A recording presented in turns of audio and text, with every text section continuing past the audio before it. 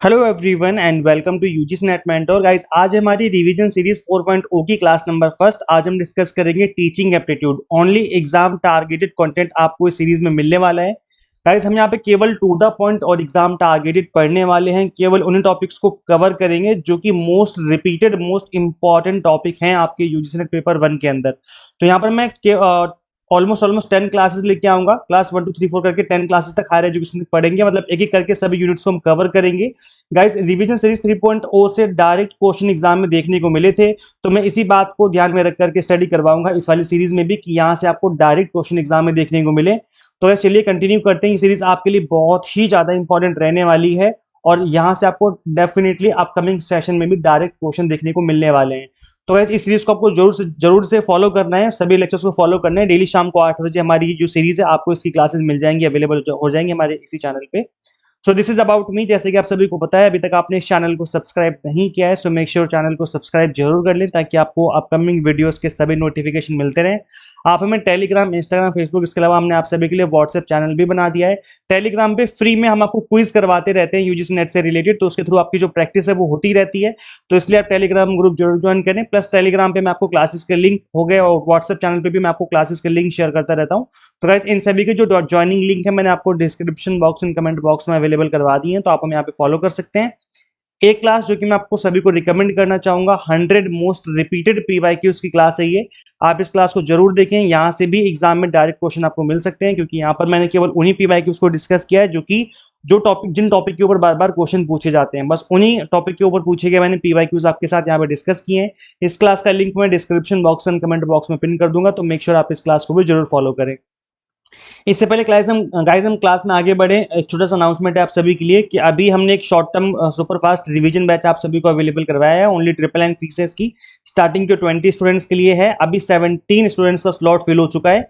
तीन स्लॉट अभी भी बाकी हैं, अभी भी आप मिनिमम फीस में इनरोल कर सकते हैं। इसके अलावा एक हमने 30 डेज का क्रैश कोर्स भी अवेलेबल करवाया है, इसकी फीस 1499 है। इन दोनों में डिफरेंस इतना सा है कि इसके अंदर आपको 30 डेज वाले में 100 मॉक टेस्ट भी मिल जाते हैं along with the course. Guys दोनों ही कोर्सेज जो हैं वो कंप्लीटली टू द पॉइंट और एग्जाम टारगेटेड है। कंप्लीट कोर्स को डिजाइन इस तरीके से किया गया है कि मिनिमम टाइम में आप पेपर 1 का कंप्लीट सिलेबस फिनिश कर लेंगे। अगर आप सीरियस हैं इस अटेम्प्ट को लेकर के तो आप इनरोल कर सकते हैं, बिकॉज इतनी मिनिमम फीस रखी है हमने ऑलरेडी कि इसमें कोई भी इनरोल कर सकता है और मिनिमम टाइम में अच्छा स्कोर कर सकता है। अच्छा मौका है आप सभी के पास, क्योंकि अभी एग्जाम में टाइम भी है। पेपर 1 के अलावा गाइस हम आपको कॉमर्स, मैनेजमेंट, पॉल साइंस भी पढ़ाते हैं, तो आप इसमें भी कंसिडर कर सकते हैं इनरोल करना। दिसंबर 2026 यानी 6 मंथ वाले कोर्सेज भी हमने आपको अवेलेबल करवा दिए हैं। गाइस करना क्या होगा, आपको सिंपली गूगल प्ले स्टोर से एग्जाम मेंटर ऐप इंस्टॉल कर लेनी है। अगर आप iOS यूजर हैं तो उसका लिंक हमने आपको अलग से इसी वीडियो के description box and comment box में अवेलेबल करवा दिया है। तो कंप्लीट जो कोर्सेज हैं हमारे इसी ऐप में अवेलेबल है। तो चलिए गाइस कंटिन्यू करते हैं और डिस्कस करते हैं। तो गाइस देखिए, सबसे इंपॉर्टेंट जो रहता है टीचिंग एप्टीट्यूड में हमेशा से, वो ये 3 रहते हैं। That is levels of teaching, are memory, understanding and reflective. इससे रिलेटेड बार बार क्वेश्चन पूछे जा चुके हैं पहले भी, तो दोबारा से क्वेश्चन बन सकता है। सबसे पहला जो लेवल होता है वो होता है मेमोरी लेवल। यहाँ पे क्या होता है, the goal of this level is to help students memorise and retain information. याद करिए जब आप छोटी सी क्लास में थे, मतलब फर्स्ट टू फिफ्थ क्लास में थे, तब आप चीज़ों को कैसे याद करते थे, कैसे पढ़ते थे, कैसे समझते थे। अब आप बोलोगे सर हम उस टाइम समझते नहीं थे, हम बस लिख लिख करके बार बार चीज़ों को रिपीट कर करके लिखना सीखते थे और फिर याद करना सीखते थे। याद करो, जब छोटे बच्चे होते हैं तो हमको ABCD जो अल्फाबेट होते हैं बार बार लिखवाते हैं, मतलब रिपीटेड मोड में लिखवाते हैं, डेली बेसिस पे लिखवाते हैं 1-2 साल तक, तो उनको बहुत अच्छे से फिर उनको लिखना आ जाता है ABCD कैसे लिखनी होती है। ऐसे ही जब हम पहाड़े याद करते हैं, टेबल याद करते हैं, 2 का पहाड़ा, 3 का पहाड़ा, 4 का पहाड़ा याद करो, बचपन में कितना मुश्किल लगता था हमें। तो हम चीज़ें कैसे करते थे, हम बार बार मेमोराइज करते थे। हम क्या करते थे, चीज़ों को याद करने की कोशिश करते थे ताकि हमें हमारे दिमाग में चीज़ें रह सकें लंबे टाइम तक, है ना। तो क्या करते थे, हम रिपीट करते थे, repetition and drills, and students can use flash card to review important information. तो यहाँ पर क्या होता था कि हम गेम तरीके से, हमें हमारे टीचर्स हमें गेम खिलवाते थे। याद करो बच्चों, बचपन में क्या होता है, प्ले स्कूल होता है ना, जिसमें तरह तरह की गेम खिलाए जाते हैं ताकि गेम के थ्रू बच्चे चीज़ें समझ सकें और चीज़ें लंबे टाइम तक याद रख सकें। तो रट्टा लगवाना, बच्चों को गेम खिलवाना, इस तरह की जो चीज़ें हैं वो बचपन में होती थी हमारे साथ। तो वो जो लेवल था वो था मेमोरी लेवल। और ये चीज़ें सिर्फ बचपन तक ही सीमित नहीं है। ऐसा नहीं कि बचपन में ही सीमित हो गया तो अब कुछ हो नहीं सकता इस लेवल का, ऐसा नहीं है।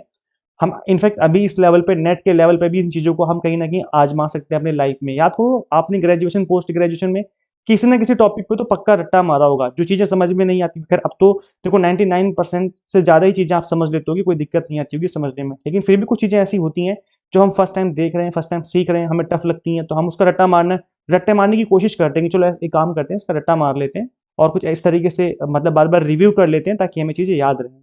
तो अभी भी वो थोड़ा बहुत होता है हमारे अंदर, लेकिन अब उस लेवल का नहीं जिस लेवल के बचपन में हुआ करता था। नेक्स्ट आपका अंडरस्टैंडिंग लेवल। अच्छा, हिंदी में अगर हम बात करें तो इसको स्मृति लेवल कहते हैं। जो हिंदी मीडियम वाले कैंडिडेट्स हैं, घबराए नहीं, आपके लिए भी कंटेंट है नीचे। स्मृति स्तर, समझ का स्तर और चिंतनशील स्तर, तो ये 3 लेवल होते हैं। तो आपका जो नेक्स्ट होता है आपका अंडरस्टैंडिंग लेवल, नाम से पता चल रहा है। समझ का स्तर मतलब अब आप चीज़ों को समझने लग जाते हो उस लेवल पे आकर के। So this level focus on helping students understand and apply concept. यहाँ पे आप समझते हो और उसको अप्लाई भी करते हो। तो यहाँ पर क्या होता है, जनरली आप अपने दिमाग का इस्तेमाल करना स्टार्ट कर देते हो। जो आपकी जो थिंकिंग है वो डेवलप करने की कोशिश यहाँ पे होती है, और आप यहाँ पर अपनी जो थिंकिंग है उसका इस्तेमाल करते हुए चीज़ों को समझना स्टार्ट कर देते हो। जैसे मैं इसका हमेशा एग्जाम्पल देता हूँ कि अगर मार्केट में प्राइस कम हो गया है तो वहाँ पे डिमांड बढ़ जाती है। सपोज करो एक जीन्स जो कि आप अभी 1000 रुपये में खरीद के लाए हो, वही सेम लेवल की सेम क्वालिटी की जीन्स अगर 100 रुपये में मिलने लग जाए, तो क्या ऑब्वियस ही बात है आप मार्केट जाओगे भागे भागे कि चलो एक काम करता हूँ 4-5 जीन्स लेके रख लेता हूँ, ये बहुत कम प्राइस है। तो यहाँ पे क्या है कि जो आपको चीजें समझाई गई थी कि बेटा प्राइस कम होने पर डिमांड बढ़ जाती है, अब आप उस चीज को अप्लाई करोगे अपने ऊपर कि हाँ प्राइस कम हो गया है, चलो मैं भी भागे भागे जाता हूँ और उसको खरीद लेता हूँ। तो यहाँ पर क्या करते हो आप, चीजों को जो आपको समझाया जाता है, जो पढ़ाया जाता है, उसको आप अप्लाई करना स्टार्ट कर चुके होते हो। रिफ्लेक्टिव लेवल में क्या होता है कि आप यहाँ पर चीजें अब आपके अंदर से रिफ्लेक्ट हो रही है, मतलब आप जो है चीजें आगे क्रिएट करने की कोशिश कर रहे हो। Also known as the introspective level. This level helps students develop critical thinking and problem solving skills. अब यहाँ जब प्रॉब्लम सॉल्विंग स्किल्स की बात आती है, इसका मतलब होता है कि किसी चीज पे रिसर्च करना या नई चीजें क्रिएट कर देना। तो यहाँ पे क्या होता है कि आप कुछ नया क्रिएट करने की कोशिश कर रहे होते हो। Teaching strategies include scientific method to understand problems and carefully examining ideas. Students at this level develop curiosity, interest and persistent. तो यहाँ पे क्या होता है, ये मतलब हाईएस्ट लेवल आप कह सकते हो जहाँ पर आप चीजों को रिफ्लेक्ट करते हो, आपके अंदर चीजें रिफ्लेक्ट होना स्टार्ट हो जाती हैं जो भी आपने लाइफ टाइम सीखा है, समझा है। तो ये हाईएस्ट लेवल होता है रिफ्लेक्टिव लेवल, जहाँ पे आप चीज़ों को क्रिएट करने की कोशिश कर रहे हो। तो जो स्टार्टिंग होती है हमारे बचपन में मेमोरी लेवल से, फिर हम अंडरस्टैंडिंग करते हैं, ये लगा लो 6th क्लास से लेकर के 12th क्लास तक या ग्रेजुएशन तक। उसके बाद आप रिफ्लेक्टिव लेवल में आ जाते हो जहाँ पे आप प्रोजेक्ट बनाते हो अपनी मर्जी से, कोई नया प्रोजेक्ट बना रहे हो या फिर कोई रिसर्च पेपर लिख रहे हो, तो वहाँ पे आप चीज़ें को क्रिएट करने की कोशिश कर रहे हो। नेक्स्ट टॉपिक है इस यूनिट के अंदर, दैट इज स्वयं। अब गाइस देखो इसके अंदर क्या है कि ये जो स्वयं टॉपिक है ये काफी इंपॉर्टेंट टॉपिक है, यहाँ से बार बार क्वेश्चन बनते रहते हैं। तो उसकी फुल फॉर्म याद कर लीजिए, study webs of active learning for young aspiring minds. तो एक बार तो फुल फॉर्म एग्जाम में पूछी गई थी, वो 2017 में डेवलप किया गया था, 9 जुलाई 2017 में मिनिस्ट्री ऑफ एचआरडी के द्वारा। जब एचआरडी थी अब तो एजुकेशन मिनिस्ट्री हो चुकी है। तो यहाँ पर क्या एक प्लेटफॉर्म है जहाँ पर ऑनलाइन कोर्सेज आपको अवेलेबल करवाए जाते हैं। एक तरीके से एक मूक प्लेटफॉर्म है, मैसिव ओपन ऑनलाइन कोर्सेज। मूक इसको बोलते हैं हम लोग, इसको बोलते हैं हम लोग मैसिव ओपन ऑनलाइन कोर्सेज। तो यहाँ पे क्या है कि अलग अलग सेक्टर के अलग अलग चीज़ों के यहाँ पर कोर्सेज करवाए जाते हैं। शॉर्ट टर्म कोर्सेज हो गए, शॉर्ट टर्म वीडियोज आपको मिल जाते हैं यहाँ पर। तो यहाँ पर मतलब किसी भी कोने से देश के एक्सेस कर सकते हैं इस प्लेटफॉर्म को। फ्री प्लेटफॉर्म है, यहाँ पर कोई भी पैसे आपसे नहीं लगते हैं। अफोर्डेबल कॉस्ट का मतलब ये है कि यहाँ पर अगर आप एग्जाम देते हो तो आपको 1000 रुपये लेकर के दे करके आप यहाँ पे एग्जाम दे सकते हो, जिससे आप जो सर्टिफिकेट है वो आपको मिल जाता है। आपको एग्जाम नहीं देना तो कोई बात नहीं, आप सिंपली पढ़ाई कर लो, एग्जाम मत दो, तो आप चीज़ें सीख लोगे फ्री में। तो कंटेंट के लिए कोई पैसा नहीं है, बट अगर आप एग्जाम देते हो सर्टिफिकेट लेने के लिए तो उसके पैसे आपको देने पड़ते हैं। अब यहाँ से आपको पूछा जाए कि कहाँ तक के कोर्सेज यहाँ पे अवेलेबल होते हैं, तो स्कूलिंग से लेकर के पोस्ट ग्रेजुएशन तक के यहाँ पर कोर्सेज मिलते हैं। शॉर्ट टर्म कोर्सेज मिलते हैं 2 महीने, 4 महीने, 6 महीने, साल भर के। तो इससे क्या है कि आप यहाँ पर चीज़ें सीख पाते हो अच्छे से। ग्रेजुएशन पोस्ट ग्रेजुएशन ये स्वयं से नहीं होती है। कई बार बच्चे कंफ्यूज होते हैं कि क्या हम इससे ग्रेजुएशन कर सकते हैं, वो नहीं होता, शॉर्ट टर्म कोर्सेज होते हैं यहाँ पर। 4 क्वाड्रेंट हैं स्वयं के, तो ये याद कर लीजिए बिकॉज इसके ऊपर क्वेश्चन बन चुके हैं।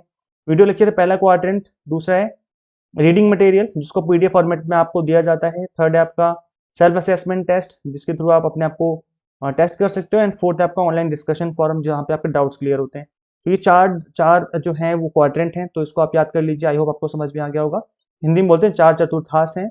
वीडियो हो गया, डाउनलोड और प्रिंट करने के लिए मटेरियल दिया जाता है, पठन सामग्री, और इसके अलावा प्रश्नोत्तरी के लिए माध्यम से मूल्यांकन कर सकते हो आप लोग, परीक्षण दे सकते हो, और संदेह को दूर करने के लिए ऑनलाइन चर्चा मंच भी यहाँ पर अवेलेबल करवाया गया है। तो ये 4 चतुर्थांश है।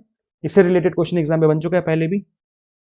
आप लोगों ने गाइस स्वयं के बारे में बेसिक समझ लिया है, लेकिन स्वयं से रिलेटेड क्वेश्चन जो अब बन रहे हैं, जो कुछ नई चीजें भी हैं, उसको भी एक बार समझ लेते हैं गाइस। देखो स्वयं के अलावा स्वयं प्लस भी एक प्लेटफॉर्म है जिसको आपको जानना और समझना जरूरी है। स्वयं plus is an extension of स्वयं प्लेटफॉर्म का ही वो एक्सटेंशन है। जैसे कि हमें पता है कि स्वयं के 3 कार्डिनल अप्रोचेस हैं, 3 कार्डिनल प्रिंसिपल्स हैं। क्या क्या है, access, quality equity and quality. इसके ऊपर तो ऑलरेडी पहले भी क्वेश्चन पूछा जा चुका है। तो ये तीन कार्डिनल प्रिंसिपल है, जो सिद्धांत है हमारे स्वयं के, उसको आपको अच्छे से याद रखना है। इसके अलावा guys देखो, स्वयं के जो स्वयं पे कंटेंट अवेलेबल करवाते हैं, ये बेस्ट क्वालिटी कंटेंट जो इंश्योर करते हैं। यहाँ पर 10 कोऑर्डिनेटर हैं, पहले पहले 9 हुआ करते थे, बट अब ये जो है 10 कोऑर्डिनेटर हो चुके हैं। इनके नाम आपको अच्छे से याद कर लेने, बिकॉज यहाँ से क्वेश्चन आपको एग्जाम में पूछा जा सकता है। तो एआईसीटी हो गया, NPTEL, UGC, CEC, NCERT, NIOS, IGNOU, IIMB, NITTR और आईएनआई। तो वैसे इनके नाम आपको याद कर लेने, क्योंकि यहाँ से क्वेश्चन आपको बन सकता है। प्लस इनकी फुल फॉर्म भी आपको अच्छे से याद कर लेनी है, फुल फॉर्म अलग से पूछी जा सकती है। अच्छा, अगर पूछा जाए कि बताओ भाई, स्वयं पे जो नॉन टेक्निकल एजुकेशन, उस नॉन टेक्निकल एजुकेशन का जो कंटेंट है वो कौन अवेलेबल करवाता है, तो आईएनआई अवेलेबल करवाता है। सपोज थोड़ा पूछा गया कि स्कूल एजुकेशन से रिलेटेड कंटेंट अवेलेबल करवाता है स्वयं पर, तो ये आपका एनआईओएस और एनसीईआरटी। ऐसे आउट ऑफ स्कूल एजुकेशन, मतलब डिस्टेंस मोड की जो स्कूल एजुकेशन होती है, उसमें इग्नू, एनआईटीटीआर कंटेंट अवेलेबल करवाते हैं। अंडर ग्रेजुएट के लिए, पोस्ट ग्रेजुएट के लिए कंटेंट अवेलेबल करवाते हैं। तो आप इस तरीके से भी इन चीजों को याद कर लीजिए। स्वयं के बारे में तो हमने समझ लिया, स्वयं प्लस समझ लेते हैं गाइस। देखो, स्वयं plus is an extension of स्वयं, स्वयं का ही एक्सटेंशन है। जैसे कि आप सभी को पता है कि इंडिया ने एम कर रखा है कि हमें gross enrolment ratio higher education का, याद रखिए, स्कूल का अलग है और हायर एजुकेशन का अलग है। हायर एजुकेशन का 50% तक पहुंचाना है हमें 2035 तक, जबकि स्कूल एजुकेशन की 100% तक की बात की गई है, एंड 65% बाय 2047। तो ये गाइस दो जो टारगेट है वो आपको याद रखने हैं, इससे क्वेश्चन बन सकता है। तो यहाँ पर गवर्नमेंट का जो रोल है वो इंपॉर्टेंट हो जाता है, और रोल ऑफ टेक्नोलॉजी भी गाइस काफी इंपॉर्टेंट हो जाती है। तो इसी बात को ध्यान में रख करके स्वयं प्लस प्लेटफॉर्म को मतलब स्वयं प्लेटफॉर्म जो ऑलरेडी आपका बना हुआ है, मूक प्लेटफॉर्म है, मैसिव ओपन ऑनलाइन कोर्सेज, इसी का एक एक्सटेंशन है ये। अब आपके माइंड में आ रहा होगा कि स्वयं प्लस का काम क्या है, जो स्वयं प्लस प्लेटफॉर्म, इसका काम क्या है। इसका काम ये है कि high quality learning and certification programme available करवाना, और यहाँ पर याद रखिए स्किल बेस्ड कोर्सेज होते हैं। ये एग्जाम में पूछा जा सकता है कि स्वयं प्लस पे किस तरह के कोर्सेज अवेलेबल हैं। तो स्किल बेस्ड कोर्सेज होते हैं, employment focused programme imparting future skills in chosen domain. तो यहाँ पर स्किल बेस्ड कोर्सेज होते हैं, ताकि ग्रेजुएशन करने के बाद कई बार एस्पिरेंट्स जो हैं, स्टूडेंट जो हैं वो अनएम्प्लॉयड रह जाते हैं। तो अगर उनके अंदर स्किल्स होंगी, अगर वो उन्होंने इस तरह के शॉर्ट टर्म कोर्स कर रखे होंगे इस तरह की वेबसाइट से, तो आराम से उनको जॉब मिल सकती है। अच्छा, ये जो स्वयं प्लस का गवर्नेंस है वो किस तरीके से काम करता है, तो Swayam plus is an initiative funded by ministry of education, department of higher education. ये फैक्ट आपको याद रखना है। अब याद रखना कि किसने बनाया इसको, कौन इसको मतलब इसका ध्यान रखता है। तो आईआईटी मद्रास जो है has been appointed by the ministry of education as a nodal agency for implementing Swayam plus. तो स्वयं प्लस को इंप्लीमेंट करता है आईआईटी मद्रास, ये आपको याद रखना है। A program implementation committee consisting of members from academia and industry instated by Swayam Plus will establish the criteria and evaluate each of the partners and their courses to be on board on the platform। तो भाई किसके course यहाँ पर लाने हैं स्वयं plus पर और किसके कोर्स नहीं लाने हैं, वो इस तरह की जो कमेटी है वो डिसाइड करेगी। तो ये जो कुछ बेसिक चीजें जो कि आपको समझ लेनी, क्योंकि स्वयं प्लस से भी रिलेटेड क्वेश्चन आपके एग्जाम में पूछा जा सकता है। अब आता है आपका स्वयं प्रभा। ये कोई ऑनलाइन प्लेटफॉर्म तो नहीं है, लेकिन हाँ ये है कि एक टीवी चैनल, मतलब टीवी ब्रॉडकास्टिंग होती है यहाँ पर, टीवी चैनल से ही। तो it is a group of 40 high quality education channels through DTH across the length and breadth of the country. 24/7 basis यहाँ पर चलते रहते हैं, आप किसी भी टाइम पर इन चैनल्स पे को गो थ्रू कर सकते हो। इनफैक्ट अभी चैनल के नेम भी बदले गए हैं, अभी अक्टूबर 2025 में चैनल्स के नेम बदले गए हैं। तो मैं आपको दिखा दूंगा अभी जो बदले गए नेम है चैनल्स के, उसको आप लोग याद कर लेना, क्योंकि ये एग्जाम के लिए काफी इंपॉर्टेंट है। GSAT-15 सैटेलाइट का यूज किया जाता है यहाँ पे डीटीएच चैनल्स के लिए। इसके ऊपर क्वेश्चन बन चुका है पहले। इसके अलावा जो चैनल्स हैं वो अपलिंक्ड हैं बाईसाख एंड गांधीनगर से, तो इसके ऊपर भी क्वेश्चन पूछा जा चुका है पहले। यहाँ पर आईआईटी से यूजीसी, सीईसी इग्नू अपना कंटेंट अवेलेबल करवाते हैं। और इसके अलावा स्वयं प्रभा जो है 3 कार्डिनल अप्रोच है इसकी, ये भी आपको याद रखना है, इस पर क्वेश्चन बन चुका है एग्जाम में। तो ये जो 3 कार्डिनल अप्रोच हैं वो कौन कौन सी हैं, ये आपका एक्सेस, इक्विटी एंड क्वालिटी। तो मतलब एजुकेशन के से रिलेटेड बोला जा रहा है कि सभी का एक्सेस हो एजुकेशन पे, समान पहुंच हो, सभी समानता का अधिकार हो, मतलब कोई भी पढ़ाई कर सकता है, अमीर गरीब कहीं से भी ऑल ओवर इंडिया, एंड गुणवत्ता मेंटेन रखी जाए। तो ये 3 जो है प्रमुख सिद्धांत हैं, 3 कार्डिनल अप्रोच हैं, तो ये तीनों आपको याद रखनी। गाइज स्वयं प्रभा के जो चैनल्स हैं उनकी जो नेम है वो चेंज किए गए हैं अभी रिसेंटली। तो जो न्यू लिस्ट है उसके नाम मैंने याद करवाए हैं आपको इस वाली वीडियो में। इसमें मैंने आपको शॉर्ट ट्रिक भी बताई है कि आपको कैसे याद रखने हैं ऑल 40 चैनल्स के नेम और उनकी थीम किस तरीके से आपको याद रखनी है। तो इस क्लास को आप जरूर देखिए, चैनल पर विजिट करके आप इसको देख सकते हैं। अदरवाइज इसका लिंक मैं ट्राई करूंगा कि आपको डिस्क्रिप्शन बॉक्स में, कमेंट बॉक्स में दे दूं। अदरवाइज आप यूट्यूब पर सर्च कर सकते हो, हमारा जो चैनल का नेम है यूजीसी नेट मेंटर। ये देखिए, कुछ नहीं करना, आपको सिंपली यूजीसी नेट मेंटर लिखना है और आगे लिखना स्वयं प्रभा चैनल। इस तरीके से लिखोगे तो ये वाली वीडियो आ जाएगी। याद रखिए रिसेंट वाली वीडियो देखनी है आपको, 2026 वाली वीडियो ही देखनी है। जो 2025 वाली वीडियो अभी चैनल पे अवेलेबल होगी वो नहीं देखनी, बिकॉज उसमें पुराने नाम गिवन है आपके चैनल्स के, ठीक है। तो आप जो न्यू नेम है आपको वही याद करने हैं। वैसे चलो मैं एक बार आपको वेबसाइट पे भी विजिट करवा देता हूँ। This is the official website of स्वयं प्रभा, ठीक है। तो गैस देखो कि यहाँ पर नाम गिवन है, हायर एजुकेशन के चैनल है ये, ठीक है। हायर एजुकेशन के चैनल्स है। तो नंबर 1 जो चैनल है आपका संस्कार है, नंबर 2 पे संवाहक है, थर्ड है कौटिल्य, आर्यभट्ट, इस तरीके के चैनल है। और इनका जो नाम है अभी 2025 के एंड में आई थिंक चेंज हुए थे, सितंबर या अक्टूबर के आसपास की बात है, तभी चेंज किए गए थे। तो इसलिए मैं बोल रहा हूँ कि आपको जो रिसेंट वाले नाम है वही याद करने हैं, जो पुराने नाम है वो आपको याद नहीं करने हैं, ठीक है। अब इनको याद कैसे करने हैं, क्योंकि 40 चैनल हैं, 40 चैनल्स हैं। तो इसके लिए मैंने आपको जैसे कि बताया कि आप हमारी वीडियोस को गो थ्रू कर लीजिए, वहां से आप अगर कर लेंगे गो थ्रू तो आपको चीजें याद हो जाएंगी। मैं आपको दिखाता हूँ कौन सी वीडियो की बात कर रहा हूँ मैं। ये देखिएगा, इसमें इस वीडियो की बात कर रहा हूँ, अभी जस्ट मैंने 11 दिन पहले इस वीडियो को क्रिएट किया है। तो स्वयं प्रभा के न्यू चैनल की लिस्ट है यहाँ पर, इसको आप याद कर सकते हैं। चैनल पे विजिट करेंगे तो ये आपको वीडियो देखने को मिल जाएगी। आप इसके थ्रू इस चैनल जो चैनल्स के नेम उनको अच्छे से याद कर लीजिए, इंपॉर्टेंट है। अब हम बात कर लेते हैं इवेल्युएशन की, बिकॉज यहाँ से बार बार क्वेश्चन बनते रहते हैं और रिपीटेड मोड में अगर आप देखेंगे प्रीवियस ईयर्स में भी क्वेश्चन पूछे गए हैं। तो जो सबसे ज्यादा पूछा जाने वाला इवेल्युएशन है आपका वो ये दो है, फॉर्मेटिव इवेल्युएशन और समेटिव इवेल्युएशन। ज्यादातर यहीं से क्वेश्चन बनते हैं, बट इसका मतलब ये नहीं कि बाकी नहीं आ सकते, बाकी भी आपके एग्जाम में पूछे जा सकते हैं। तो पहले आपका formative evaluation. So a series of assessment that teachers perform throughout the learning process. याद रखिए जो ड्यूरिंग द लर्निंग होता है वो फॉर्मेटिव इवेल्युएशन होता है। जैसे सपोज करो आप क्लास में पढ़ा रहे हो बच्चों को, तो बच्चों को अगर कितना समझ में आ रहा है ये पता लगाने के लिए आपने किसी बच्चे को खड़ा कर दिया कि बेटा खड़े होकर बताओ कि आपको कितना समझ में आ रहा है, आप एक्सप्लेन करो इस चीज को, इसे कहा जाएगा फॉर्मेटिव इवेल्युएशन। आपने पूरी क्लास ले ली, क्लास लेने के बाद आपने कुछ 5 क्वेश्चन करवा दिए एज ए क्विज फॉर्म में, और जिससे आपने स्टूडेंट से आंसर मांगा उसी क्लास को पढ़ा करके, मतलब उसी कंटेंट के ऊपर, तो इसे भी कहा जाएगा फॉर्मेटिव इवेल्युएशन। मतलब कि यहाँ पर आप पढ़ाते पढ़ाते ड्यूरिंग द लर्निंग आप चीजों को चेक कर रहे हो, उसको ठीक करने की कोशिश कर रहे हो, करेक्टिव मेजर्स लेने की कोशिश कर रहे हो। तो इस तरह की जो चीजें होंगी वो फॉर्मेटिव इवेल्युएशन होंगी। आई होप आपको समझ में आ गया। A series of assessment that teachers perform throughout the learning process, है ना, to understand what students have learn and what they still need to learn. Example क्या है, ऑब्जर्वेशन, आप स्टूडेंट्स को ऑब्जर्व करिए क्लास में, होमवर्क दीजिए उनको, क्वेश्चन एंड आंसर सेशन रखिए क्लास में, ताकि आप समझ सकें कि बच्चे कितना समझ पा रहे हैं। तो ड्यूरिंग द क्लास जो कोई चीज टीचर आपसे पूछते हैं, कुछ सवाल जवाब करते हैं, होमवर्क देते हैं या क्लास वर्क देते हैं, वो सब फॉर्मेटिव इवेल्युएशन का ही पार्ट बन जाता है। आई होप आपको समझ में आ गया। नेक्स्ट आपका समेटिव इवेल्युएशन। तो an assessment that measures the outcome of a course or educational session at the conclusion, at its conclusion. मतलब लास्ट जो फाइनल एग्जाम आपके होते हैं उसको कहा जाता है समेटिव इवेल्युएशन। याद करिए जो आपके ग्रेजुएशन के फाइनल एग्जाम हुआ करते थे, या पीजी के जो फाइनल एग्जाम थे, या आप याद करिए जो आपका 10th क्लास के जो आपके बोर्ड एग्जाम हुआ करते थे, वो आपके समेटिव इवेल्युएशन होते हैं। मतलब आपको पूरे साल पढ़ाया गया, फिर फाइनल एग्जाम आपसे लिया जाएगा, आपको चेक किया जाएगा कि आपका जो लर्निंग आउटकम है वो कैसा रहा, आप मतलब कितना समझ पाए।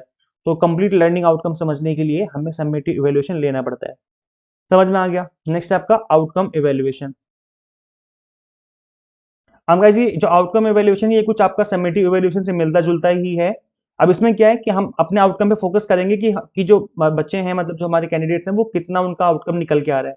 जैसे एग्जांपल के लिए जब किसी ने जिम ज्वाइन करी तो उसका जो वजन था वो 50 kg था, और एक हफ्ते बाद हम चेक कर रहे हैं कि उनका वजन कितना हो चुका है, फिर 1 महीने बाद या 6 महीने बाद जितना भी टारगेट है हम चेक करेंगे उनका वजन कितना हो गया। तो यहाँ पे हम आउटकम की बात कर रहे हैं कि एग्जैक्ट कितना आउटकम की रिक्वायरमेंट है, हमें कितना आउटकम चाहिए, तो हमें आउटकम इवेल्युएशन करना पड़ता है ना। तो हमें यहाँ पर इंप्रूव करना पड़ता है थ्रू आउट द लर्निंग की भाई, या जो भी जो ट्रेनिंग चल रही है उसमें हमें इंप्रूवमेंट की जरूरत होती है, क्योंकि हमें आउटकम उस लेवल का पहुंचाना होता है। जैसे स्कूल, जैसे जिम में, जैसे मैंने बताया कि हेल्थ स्टैटिस्टिक चेक करते हैं हम लोग बिफोर एंड आफ्टर ज्वाइनिंग, कि भाई कितना इंप्रूवमेंट है इनकी हेल्थ में। अनदर एग्जाम्पल हो सकता है test students at the end of the school year to assess teacher effectiveness. तो हमने क्या किया, टेस्ट रख दिया ताकि एक दूसरे का फीडबैक ले लिया, जैसे बच्चे से फीडबैक ले लिया टीचर का, टीचर का फीडबैक ले लिया बच्चों से। तो ये आउटकम इवेल्युएशन होगा, जिससे पता चलेगा कि कौन कितना इंप्रूवमेंट कर रहा है, कौन कितना दिखा रहा है ना। ये भी समेटिव इवेल्युएशन से मिलता जुलता ही है, लगभग लगभग वैसा ही है। प्रोसेस इवेल्युएशन में क्या है, like an assessment that measure the effectiveness of a programmes procedure. Process evaluation can help identify inefficiencies and improve progress programmes. अब आपको समझ में आ गया होगा प्रोसेस इवेल्युएशन जो है वो आपका फॉर्मेटिव इवेल्युएशन से मिलता जुलता है, क्योंकि यहाँ पर नाम से पता चल रहा है कि प्रोसेस में ही चल रहा है। कुछ चीज अगर प्रोसेस में है तो हमें प्रोसेस इवेल्युएशन करना पड़ता है, हमें आइडेंटिफाई करना पड़ेगा कि किस तरह की दिक्कत है, किस तरह की इनएफिशिएंसीज हैं, ताकि हम चीजों को इंप्रूव कर सकें। तो ये भी आपका फॉर्मेटिव इवेल्युएशन से मिलता जुलता है, लगभग लगभग वैसा ही है। नेक्स्ट आपका impact evaluation, an assessment that provides information about the changes or impact produced by an intervention or examines whether a programme achieves its long term goals and outcomes. Guys यहाँ पर हम एक इम्पैक्ट की बात कर रहे हैं, मतलब एक एक जो दूसरा फैक्टर हमने इंट्रोड्यूस किया है किसी प्रोसेस में, उसकी वजह से कितना इंप्रूवमेंट हुआ है उसको चेक किया जाता है इम्पैक्ट इवेल्युएशन के थ्रू। जैसे फॉर एग्जांपल, मैं एक एग्जांपल लेके बताता हूँ आपको। अगर आप आईपीएल देखते हो तो आप अच्छे से समझ पाएंगे कि वहां पर अगर 11 खिलाड़ी खेल रहे हैं ऑलरेडी, तो यहाँ पर एक इम्पैक्ट प्लेयर रखा जाता है एक्स्ट्रा। मतलब ये हो गया कि एक एक्स्ट्रा फैक्टर हमारे पास है जो कि हमारे टोटल स्कोर को इम्प्रूव कर सकता है, चाहे वो बैट्समैन हो चाहे वो बॉलर हो। हम देख करके उसको उतारेंगे, इस 11 प्लेयर में एक को हटा दिया जाएगा और एक को मतलब माइनस कर दिया जाएगा इसमें से, और एक को प्लस कर दिया जाएगा। ये इससे क्या पड़ेगा, एक इम्पैक्ट पड़ेगा। हमें एक और बैटर की जो है वो नीड यहाँ पर थी और हमने उसको इंट्रोड्यूस कर दिया जिससे हमारा स्कोर बढ़ गया। तो ये क्या हुआ, इम्पैक्ट इवेल्युएशन हो गया, मतलब हमारा यहाँ जो स्कोर था वो इम्पैक्ट की वजह से बढ़ गया। तो ये इम्पैक्ट इवेल्युएशन कहलाएगा। चलो एक एग्जाम्पल और दे देता हूँ मैं आपको। यहाँ पर 10 रनर हैं जो रनिंग करते हैं सुबह सुबह। सबके सब नंगे पैर दौड़ते हैं, ठीक है, सबके सब नंगे पैर दौड़ते हैं और 10 मिनट में जो रनिंग है वो कंप्लीट कर लेते हैं।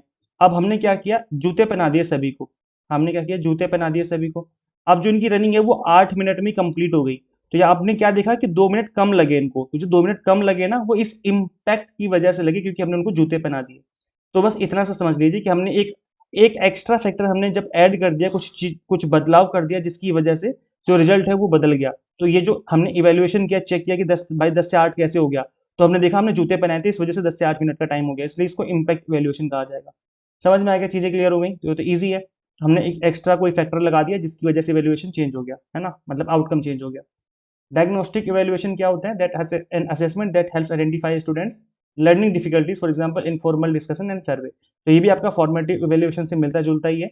इसमें क्या है कि हम ये चीजें समझ रहे हैं कि बच्चा क्यों नहीं समझ पा रहा है चीजों को, इनफॉर्मल डिस्कशन कर लेंगे कि भाई अगर मैं क्लास में पढ़ा रहा हूँ, मैंने कंप्लीट इंग्लिश लैंग्वेज में पढ़ाया, तो यहाँ पर 20 बच्चे हैं क्लास में, 18 को समझ में आ गया, 2 को समझ में नहीं आया, तो मुझे जानना पड़ेगा कि भाई उनको दो समझ में क्यों नहीं आ रहा है। तो इसका मतलब डायग्नोस्टिक इवेल्युएशन में कर रहा हूँ। मैंने उनसे बात करी, इनफॉर्मल डिस्कशन किया क्लास के बाहर, बोला कि बेटा आपको समझ में क्यों नहीं आता। उन्होंने बोला कि सर आप कंप्लीट इंग्लिश में बात करते हो इसलिए हमें समझ में नहीं आता। तो इसलिए मैंने फिर अगली क्लास से ध्यान दिया कि भाई मुझे हिंदी में भी बोलना चाहिए। तो इस तरह की जो चीज़ें अगर मैं कर रहा हूँ तो उसको फिर डायग्नोस्टिक इवेल्युएशन कहा जाएगा।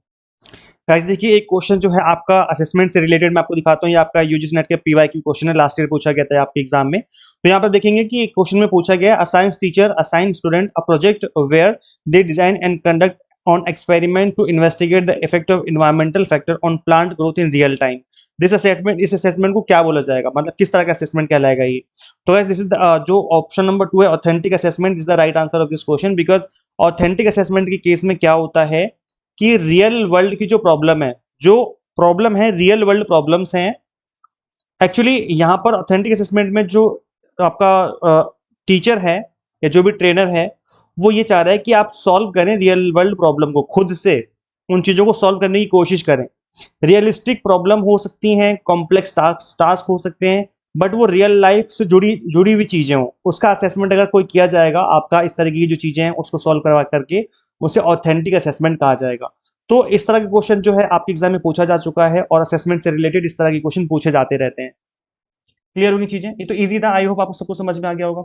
नेक्स्ट नेक्स्ट आपका ब्लूम्स टैक्सोनॉमी, बिकॉज ये यहाँ से क्वेश्चन बार बार एग्जाम में पूछे जाते हैं और इसके ऊपर मैं क्लास ऑलरेडी ले चुका हूँ। अगर आपने देखा होगा अभी कुछ दिन, आई थिंक हफ्ते भर पहले ही मैंने क्लास ली हुई है। देखो गाइस, ब्लूम टैक्सोनॉमी के अंदर ये कुछ लेवल्स हैं जो कि आपको समझ लेनी चाहिए। लेकिन ब्लूम्स टैक्सोनॉमी के अंदर 3 चीजें होती हैं। देखो गाइस, मैं इनकी बात कर रहा था कि जो कि आपके एग्जाम के लिए इंपॉर्टेंट भी है। तो बेंजामिन ब्लूम ने बनाया था इस वर्गीकरण, इस टैक्सोनॉमी को 1956 में। यूनिवर्सिटी ऑफ शिकागो के प्रोफेसर थे ये। तो 3 चीजें होती हैं लर्निंग आउटकम्स को, हम तीन चीजों में, 3 डोमेन्स में डिवाइड करते हैं। कॉग्निटिव डोमेन, जिसको कि ब्लूम्स ने बताया था, वर्गीकरण किया था। Affective domain and psychomotor. तो साइकोमोटर भी इंपॉर्टेंट है, अफेक्टिव डोमेन भी आपके एग्जाम के लिए इंपॉर्टेंट है, बिकॉज इसके ऊपर पहले क्वेश्चन बन चुके हैं। बट इन दोनों से ज्यादा इंपॉर्टेंट है कॉग्निटिव डोमेन, जिसको मैं अभी एक्सप्लेन करूंगा क्योंकि ये एग्जाम के लिए काफी ज्यादा इंपॉर्टेंट है और आपके एग्जाम में इससे रिलेटेड पहले भी क्वेश्चन कई बार मल्टीपल टाइम पूछे जा चुके हैं। तो ऐसे देखिए, ओरिजिनल टैक्सोनॉमी जो बनाई गई थी 1956 में बनी थी, और स्टार्टिंग हुई थी इसकी नॉलेज से, फिर कॉम्प्रिहेंशन, ये लेवल थे लर्निंग एंड आउटकम के। अब तो एप्लीकेशन हो गया, एनालिसिस हो गया, सिंथेसिस एंड इवेल्युएशन। फिर रिवाइज टैक्सोनॉमी बनी 2001 में, जब स्टार्टिंग में इसके लेवल कर दिए गए, रिमेंबर, नॉलेज से रिमेंबर कर दिया, कॉम्प्रिहेंशन से अंडरस्टैंड कर दिया, मतलब इनको रीनेम कर दिया, नाउन से वर्ब बना दिया, है ना, एप्लीकेशन से अप्लाई कर दिया, एनालिसिस से एनालाइज कर दिया, सिंथेसिस से इवेल्युएट कर दिया, एंड इवेल्युएशन से क्रिएट कर दिया। तो ये जो चीज़ें हैं ये आपको समझ लेनी, बिकॉज जो अभी नई वाली टैक्सोनॉमी है ये ज़्यादा इंपॉर्टेंट है, बिकॉज इससे रिलेटेड क्वेश्चन बार बार पूछे जाते रहते हैं। तो जो पहला लेवल होता है रिमेंबर, जो अभी हम क्लास की स्टार्टिंग में सीख रहे थे ना, जो क्लास की स्टार्टिंग में था, याद करो, रिफ्लेक्टिव लेवल, ये मैं दिखाई देता हूँ, चलो। क्लास की स्टार्टिंग में क्या बताया था मैंने, ये memory level, understanding level, reflective level, ये 3 लेवल थे। बस इन्हीं तीनों लेवल्स को और थोड़ा डिटेल में इन्होंने बता दिया है। और ब्लूम टैक्सोनॉमी ऐसा नहीं कि बिल्कुल ही अलग चीज़ें जो आप समझ नहीं पाओगे, उन्हीं लेवल्स को यहाँ पर इन्होंने अलग अलग लेवल में डिवाइड कर दिया है कि भाई स्टार्टिंग जो होती है रिमेंबर से होती है, आप चीज़ों को रट्टा मारते हो, सीखते हो, रिकॉल करते हो बार बार। फिर चीज़ों को समझना स्टार्ट कर देते हो आप, फिर चीज़ों को अप्लाई करना स्टार्ट कर देते हो, फिर आप एनालाइज करते हो, अपने दिमाग का इस्तेमाल करते हुए थिंकिंग लेवल बढ़ जाती है आपकी। फिर आप चीज़ों को इवेल्युएट करते हो, फिर आप क्रिएट करते हो। याद करो, पीएचडी जब आप करते हो तो आप रिसर्च पेपर लिखते हो ना, रिसर्च पेपर हो गया, थीसिस हो गया, मतलब आप नॉलेज क्रिएट कर रहे हो, तो हाईएस्ट लेवल क्रिएट हो गया। और फर्स्ट क्लास जब आप गए थे बचपन में पढ़ाई करने, एबीसीडी सीखने, वो रिमेंबर लेवल था, जब आप चीज़ों को रट्टा मारते हो, सीखने की कोशिश कर रहे होते हो। तो बस इतना ही वर्गीकरण है आपकी जो लर्निंग और टीचिंग का, तो उसी के बारे में ही जो है ब्लूम टैक्सोनॉमी है। और गाइस देखो, इसके ऊपर मैं ऑलरेडी काफ़ी डिटेल में क्लास ले चुका हूँ, अभी हफ्ते भर पहले मैंने क्लास ली है। तो अगर आप चाहें तो उसको देख सकते हैं, आपकी चॉइस है, मैं इसका लिंक दे दूंगा डिस्क्रिप्शन बॉक्स, कमेंट बॉक्स में। तो जो बाकी 2 चीज़ें हैं ना, मैं आपको बोल रहा था ना, बाकी दोनों भी इंपॉर्टेंट है, तो आप उनको भी कर लेना। मैं क्लास का लिंक दे दूंगा, तो उसमें आप अफेक्टिव डोमेन और साइकोमोटर डोमेन भी कर सकते हो। वो भी क्लास के लिए इंपॉर्टेंट है, तो मतलब एग्जाम के लिए इंपॉर्टेंट है, तो आप मैं इसका लिंक दे दूंगा, तो उसको आप पढ़ लेना एक बार, ठीक है। चलिए गाइस, मैं आपको एक क्वेश्चन दिखाता हूँ जो कि अभी पूछा गया है, इसी से रिलेटेड, ब्लूम्स टैक्सोनॉमी से रिलेटेड। तो ये आपके एग्जाम में, यूजीसी नेट एग्जाम में लास्ट ईयर पूछा गया था। अब गाइस देखो, यहाँ पर इस क्वेश्चन में अगर आप ध्यान से ऑब्जर्व करेंगे, तो कहीं भी मेंशन नहीं कर रखा है कि यहाँ पर ये ब्लूम्स टैक्सोनॉमी का क्वेश्चन है। बस आपको पढ़ के समझना होता है कि किस क्या पूछा जा रहा है। कॉग्निटिव डोमेन का बोला गया है, तो मतलब ये आपका ब्लूम्स टैक्सोनॉमी से रिलेटेड ही हो गया। अब गाइस देखिए, हमने अभी जो स्टेजेस पढ़ी हैं, सबसे पहली स्टेज क्या होती है, रिमेंबरिंग पहली स्टेज होती है, यानी कि ई सबसे पहले आना चाहिए। और ई केवल इसी ऑप्शन में सबसे पहले है, बाकी किसी भी ऑप्शन में पहले नहीं है। इसका मतलब फर्स्ट ऑप्शन ही राइट आंसर हो जाएगा, है ना। तो इस तरह से अगर आपने कर रखा होगा ना ब्लूम्स टैक्सोनॉमी का, आपने बेसिक्स भी पढ़ रखे हैं, आपको स्टेजेस पता है कि पहले remember, understand, apply, analyse, evaluate, create, तो भी आप क्वेश्चन करके आएंगे। सोचो, मतलब फ्री फ्री के नंबर है, इसमें तो कुछ ज्यादा मेहनत भी नहीं लगी। देखो, रिमेंबरिंग, अंडरस्टैंडिंग, अप्लाइंग, है ना, एनालाइजिंग, इवेल्युएटिंग, तो ये क्या है, बिल्कुल बेसिक क्वेश्चन है। अभी आपके एग्जाम, यूजीसी नेट एग्जाम में पूछा गया क्वेश्चन है, लास्ट ईयर पूछा गया था ये। इस तरह के क्वेश्चन आपको एग्जाम में देखने को मिलते हैं ब्लूम्स टैक्सोनॉमी से।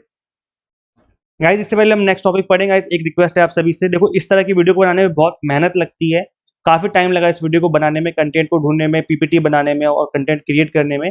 तो बस आप सभी से रिक्वेस्ट है कि आप अपना फीडबैक दिया करो। क्लासेस में आपको समझ में आता है नहीं आता है, पढ़ाई में आपको समझ में आता है नहीं आता है, आप अपना फीडबैक देके जाया करो। आपके जो वर्ड्स होते हैं मेरे लिए मोटिवेशन का काम करते हैं। जब अगर आप कमेंट करके आप कुछ वर्ड्स लिख देंगे, तो उससे मुझे मोटिवेशन मिलती है आपके लिए अच्छे से अच्छा कंटेंट क्रिएट करने में। तो आप अपने कमेंट सेक्शन में फीडबैक दिया करो, और साथ ही वीडियो को लाइक जरूर किया करो। आप लोग यार वीडियो को लाइक नहीं करते, वीडियो को लाइक करके चैनल को सब्सक्राइब कर लो, बस इतना ही तो करना है बदले में, और कुछ तो करना नहीं आपको, है ना।